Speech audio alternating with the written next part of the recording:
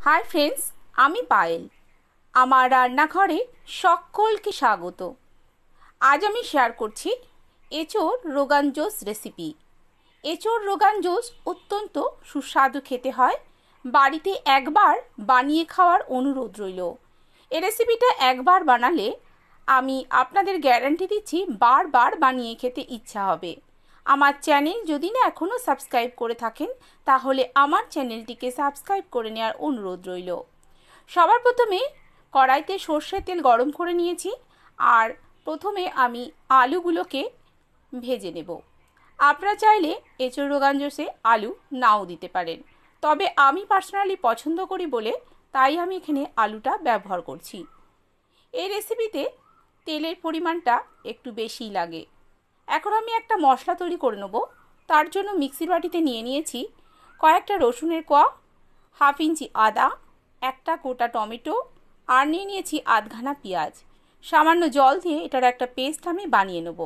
এদিকে আমার আলুগুলো লাল লাল করে একদম ভাজা হয়ে গেছে, তুলে একটা পাত্রে রেখে দিলাম। যে তেলটা রয়েছে সেই তেলের মধ্যে এখন আমি এঁচোড়গুলোকে ভেজে নেব। প্রথমে আমি এঁচোড়গুলোকে নুন দিয়ে হালকা ভাপিয়ে নিয়েছিলাম। তারপর এঁচোড়টাকে এখন আমি জল ঝরিয়ে ভেজে নিচ্ছি। আর যে জলটাতে আমি ভাপিয়েছিলাম সেই জলটা কিন্তু আমি ফেলিনি, সেটা আমি রেখে দিয়েছি, রান্নার কাজে ব্যবহার করে নেব। এখন আমি হাই ফ্লেমে এঁচোড়টাকে খুব ভালো করে লাল করে ভেজে তুলে নেব। যে তেলটা রইল তার মধ্যে আমি এখন কয়েকটা চিংড়ি মাছকে ভেজে নিচ্ছি। আপনারা চাইলে এই রেসিপিতে চিংড়ি মাছ নাও দিতে পারেন, তবে আমার মনে হয় এই রেসিপিতে চিংড়ি মাছটা দিলে বেশি ভালো স্বাদ আসবে। চিংড়ি মাছগুলো হালকা লাল করে ভেজে আমি তুলে নেব। খুব বেশি লাল করে ভাজলে কিন্তু চিংড়ি মাছগুলো শক্ত হয়ে যেতে পারে। যে তেলটা পড়ে রইল তার সঙ্গে আরও 1 চামচ সর্ষের তেল দিয়ে দিলাম হাফ চামচ চিনি, আর দিয়ে দিলাম একটি তেজপাতা। এখন আমি দিয়ে দেবো গোটা গরম মশলা ফোড়ন। গ্যাসের ফ্লেমটা মিডিয়ামে রেখে ফোড়নটাকে এখন আমি ভেজে নিচ্ছি, যতক্ষণ না একটা সুন্দর মিষ্টি গন্ধ বেরোতে থাকে। ফোড়নটা আমার ভেজে নেওয়া হয়ে গেছে। এখন আমি এখানে দিয়ে দিলাম 2 মিডিয়াম সাইজের পেঁয়াজ কুচি। পেঁয়াজটাকে আমি এখন ভালো করে ফ্রাই করে নেব। গ্যাসের ফ্লেমটা আমি হাইতেই রেখেছি। পেঁয়াজটা ভাজতে ভাজতে এখন আমি এর মধ্যে দিয়ে দেবো পরিমাণ মতো লবণ। লবণটা দিলে খুব তাড়াতাড়ি পেঁয়াজটা সিদ্ধ হয়ে যাবে এবং রান্নার রঙটাও দারুণ আসবে। পেঁয়াজটা আমার খুব ভালো করে ভেজে নেওয়া হয়ে গেছে। এখন আমি সেই বেটে রাখা মশলাটাকে দিয়ে দিলাম। গ্যাসের ফ্লেমটা হাইতে রেখে মশলাটাকে খুব ভালো করে কষিয়ে নিতে হবে যতক্ষণ না তেল ছেড়ে বেরোচ্ছে। গ্যাসের ফ্লেমটা হাইতে রেখেই আমি মশলাটাকে খুব ভালো করে কষিয়ে নিচ্ছি। কষাতে কষাতেই আপনাদের আমি দেখিয়ে দেবো কী কী মশলা ব্যবহার করছি। এখানে নিয়েছি ধনের গুঁড়ো, জিরের গুঁড়ো, কাশ্মীরি লঙ্কার গুঁড়ো, লাল লঙ্কার গুঁড়ো, হলুদের গুঁড়ো, আর নিয়েছি মিট মশলা। অবশ্যই এই রান্নায় মিট মশলা ব্যবহার করবেন। আর যদি মিট মশলা দিতে আপনাদের অপছন্দ হয় তাহলে আপনারা চিকেন মশলাও ব্যবহার করতে পারেন, তবে আমার মনে হয় মিট মশলা ব্যবহার করলে এই রান্নার স্বাদ আরও বেশি ভালো হবে। এখন আমি সামান্য জল দিয়ে মশলাটাকে খুব ভালো করে কষিয়ে নেব। মশলাটা যাতে লেগে না যায় তার জন্য এখানে আমি জলটা ব্যবহার করেছি। যতক্ষণ না আবারও তেল ছেড়ে বেরোচ্ছে ততক্ষণ পর্যন্ত আমাদেরকে কষিয়ে নিতে হবে।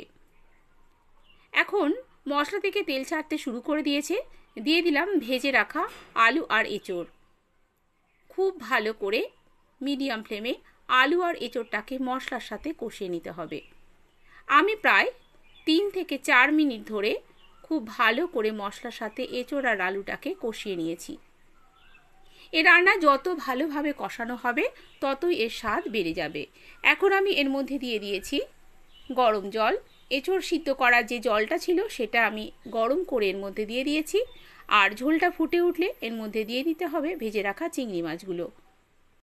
এরপর গ্যাসের ফ্লেমটা একদম লোতে রেখে ঢাকা দিয়ে রান্না করে নেব প্রায় 3 থেকে 4 মিনিটের জন্য। 3 থেকে 4 মিনিট পর ফিরে এলাম। দেখুন আমার এঁচোড় রোগান জোশের কালারটা অপূর্ব এসেছে। এখন আমি এর মধ্যে দিয়ে দিচ্ছি 1 চামচ পরিমাণ ঘি, আর দিয়ে দেবো শাহি গরম মশলার গুঁড়ো।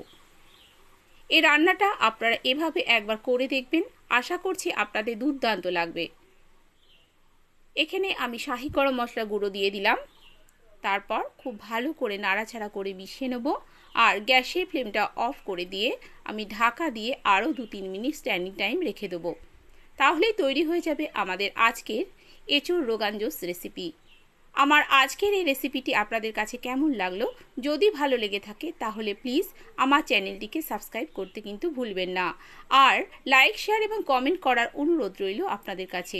আজ তাহলে এ পর্যন্তই। আবার রান্নার নতুন কোনো ভিডিও নিয়ে আপনাদের সামনে হাজির হয়ে যাব।